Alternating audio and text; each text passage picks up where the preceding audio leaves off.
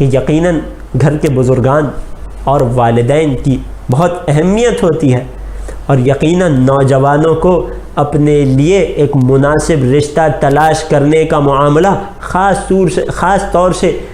بیٹوں اور بیٹیوں کو یہ معاملہ اپنے بزرگوں کے سپرد کرنا چاہیے۔ کیونکہ انہوں نے اس دنیا میں ہم سے زیادہ وقت گزارا ہے، لوگوں کی پہچان کے اعتبار سے ان کا تجربہ ہم سے بہت زیادہ ہے، تو لہٰذا اور ان کا رشتہ اور ان کا رتبہ بھی یہ تقاضا کرتا ہے کہ انہیں مقدم کیا جائے۔ لہٰذا عام طور پر، اصولی طور پر نوجوانوں کو اپنے لیے مناسب رشتہ تلاش کرنے کا امر اپنے بزرگان کے سپرد کرنا چاہیے،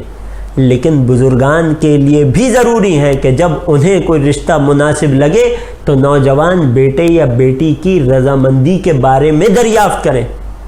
مکمل طور پر اپنی مرضی مسلط نہ کریں۔ کیونکہ ہم دیکھتے ہیں معاشرے میں جہاں بھی اس طرح کی مرضی مسلط کی جاتی ہے تو اس کے آگے نتائج نقصان دہ ہوتے ہیں، غیر محبوب نتائج آتے ہیں۔ تو لہٰذا جہاں یہ امر بزرگوں کے سپرد ہے،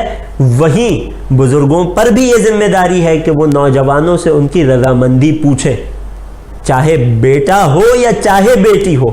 یہ رسول اسلام کی سنت ہے کہ جن کے پاس امر خداوندی آ چکا تھا اور سوال ہی پیدا نہیں ہوتا کہ امر خدا کے آ جانے کے بعد فاطمہ انکار کرے، لیکن اس کے باوجود ہم مؤمنین و مسلمین کو سکھانے کی غرض سے رسول نے اپنی بیٹی سے رضامندی چاہی، اپنی بیٹی سے رضامندی کا سوال کیا۔